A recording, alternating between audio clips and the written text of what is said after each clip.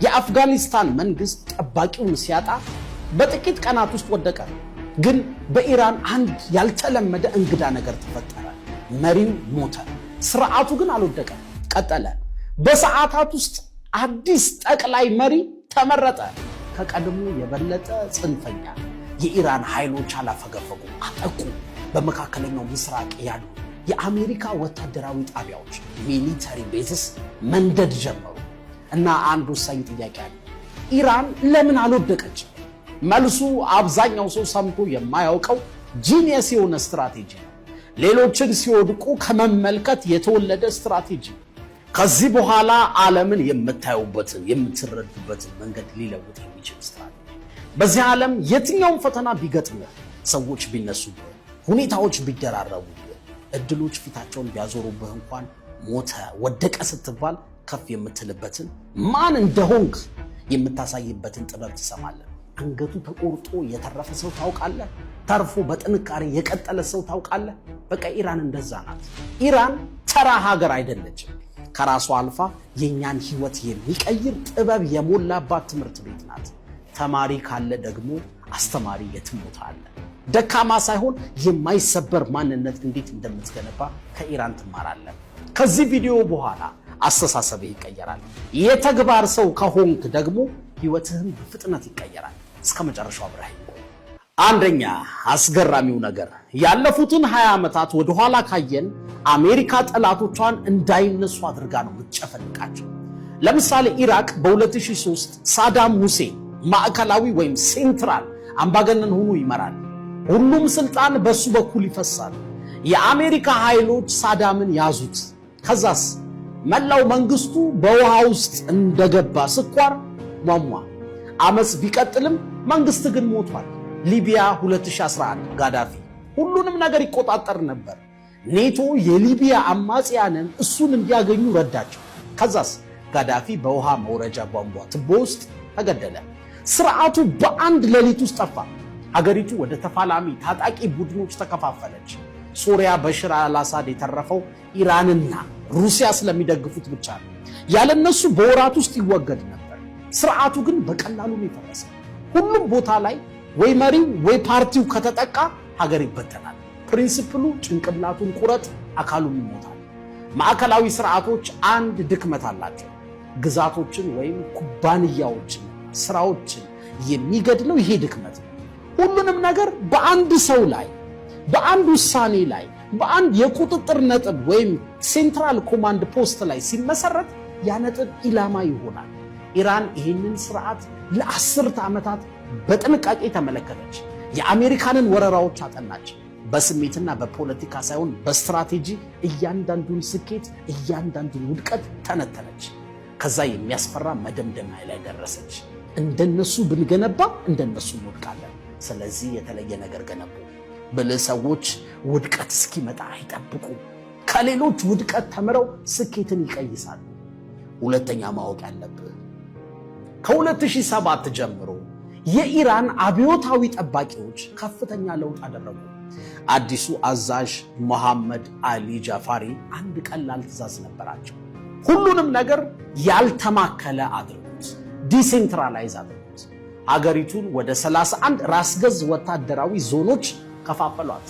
እያንዳንዱ ዞን የራሱ የትዕዛዝ ማዕከል አገኘ። እያንዳንዱ አዛዥ ስልታዊ ነፃነትን አገኘ። የጦር መሳሪያዎች፣ መረጃዎች፣ ውሳኔ አሰጣጥ ሁሉም ተሰራጨ። ሁሉም በራሱ ፕላን ያደርጋል፣ ያቅዳል፣ ይፈጽማል፣ ያጠቃል። ኢራን አንድ ጠንካራ ማዕከል ወይም ሴንትራል ኮማንድ ፖስት ከመገንባት ይልቅ ማዕከል የሌለው ስርዓት ገነባች። ሴንተር የሌለው ማለት ነው። ይሄ የሞዛይክ ስትራቴጂ ይባላል። እንግዲህ አስቡት፣ አብዛኞቹ ሀገራት እንደ ሰው አካል አድርጋችሁ ቆጠሯቸው። አንድ አንጎል አላቸው፣ ሁሉንም ነገር ይቆጣጠራል። ኢራን ግን ይሄ አይሆንም አለች። በሺዎች የሚቆጠሩ ትናንሽ አንጎሎችን ፈጠረች። ስልጣኑን አከፋፈለችው፣ ዲሴንትራላይዝ አረገችው። እያንዳንዱን ክፍል በራሱ እንዲወስን እንዲንቀሳቀስ አረገችው። ስለዚህ አንዱ መሪ ቢገደል እንኳን ስርዓቱ አይፈርስም። ራሱን እያደሰ ትግሉን ይቀጥላል። አንዳንዴ መቼ በምን አይነት መልኩ ጥቃት እንደሚፈጽሙ የእስራኤልና የአሜሪካ ሰላዮች ወይም ሞሳድና ሲአይኤ አያውቁም። እነሱን ተዋቸው፣ የኢራን መንግስት እንኳን አያውቅም አንዳንዴ። 31ዱን በራሱ መንገድ ነው የሚያጠቃው፣ በራሱ ስትራቴጂ። ለዛ ነው አሜሪካ 90% የሚሆነውን የኢራንን መከላከያ አውድም ያለው ብላ ተናግራ ሳትጨርስ የኳታር የአሜሪካ የጦር ቤዝ ይጠቃል፣ የዱባይ ኤርፖርት ይነዳል፣ የሳውዲ ነዳጅ ፋብሪካ በጥቃት ምክንያት ስራ ያቆማል፣ እስራኤል ሳትቀር በክላስተር ቦምብ ትጠቃለች። ይሄ የኢራን ስትራቴጂ ሁሉንም ነገር ቀይሯል። ምክንያቱም ያ የቆየው የድሮ ሐሳብ ጭንቅላቱን ቁረጥ የሚለው ስልት እዚህ ጋር አይሰራማ። ኢራን ከኢራቅ ወይም ከሊቢያ የምትለየው ለዚህ ነው። ይሄ ወታደራዊ ስልት ብቻ አይደለም፣ የመኖር ጥበብ ወይም ሰርቫይቫል ኢንተለጀንስ። እንግዲህ አስቡት እስኪ አሜሪካ በ2020 ቃሲም ሱሌማኒን ስትገድል ኢራን አልወደቀችም። የክልል አዛዦች መዋጋታቸውን ቀጠሉ። እስራኤል የኒውክሌር ሳይንቲስቶችን በአንድ ምሽት ስትገድል ፕሮግራሙ አሁንም ቀጥሏል። በ2026 አሁን አሊ ካሜኒን ሲገሉ፣ መሪያቸውን ሲገሉ ስርዓቱ ቆም እንኳን አላለም። ተተኪ አስቀድሞ ተሰይሞ ነበር። የራስ ገዝ ክፍሎች ደግሞ ጥቃታቸውንም ቀጠሉ። በጣም የምወዳቸው በሳል የሆኑት የኢራን የውጭ ጉዳይ ሚኒስትር ምን አሉ መሰላችሁ? እኛ ለ20 ዓመታት የአሜሪካንን ጦር አጥንተናል፣ ስልቶቻቸውን ተምረናል። የኛን መከላከያ የገነባ ነው በእነሱ ድክመት ዙሪያ ነው አሉ።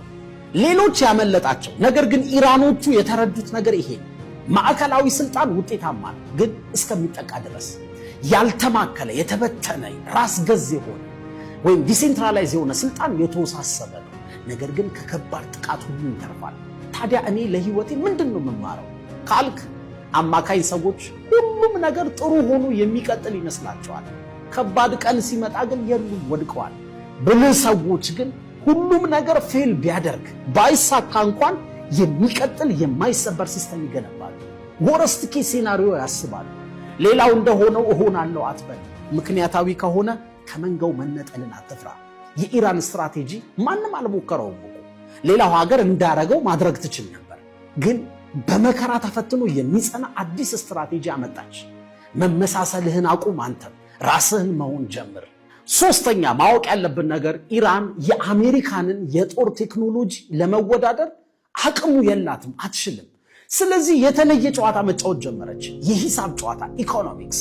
አንድ የኢራን ድሮን ለመገንባት $20,000 ያስከፍላል። እሱን ለመምታት ግን የአሜሪካ ኃይሎች እያንዳንዳቸው ከ100,000 ጀምሮ እስከ $4 ሚሊዮን የሚያወጡ ኢንተርሰፕተሮችን መተኮስ አለባቸው። ያንን ለማክሸፍ ሂሳቡን ስሩት። አንድ ድሮን $20,000 ያወጣል። አንድ ኢንተርሴፕተር $4 ሚሊዮን ያወጣል። ተከላካዩ ማለት ነው 100% ጥቃቱን ቢመልስ እንኳን የኢኮኖሚውን ጦርነት ይሸነፋል። በእያንዳንዱ ግንኙነት ገንዘብና ክምችቱን ያጣል። ይሄ ያልተመጣጠነ ጦርነት ወይም አሲሜትሪካል ዋርፌር ይባላል። ዝም ባስቸግሮ ጥይት መተኮስ ማለት ነው። ኢራን በብዙ ቁጥር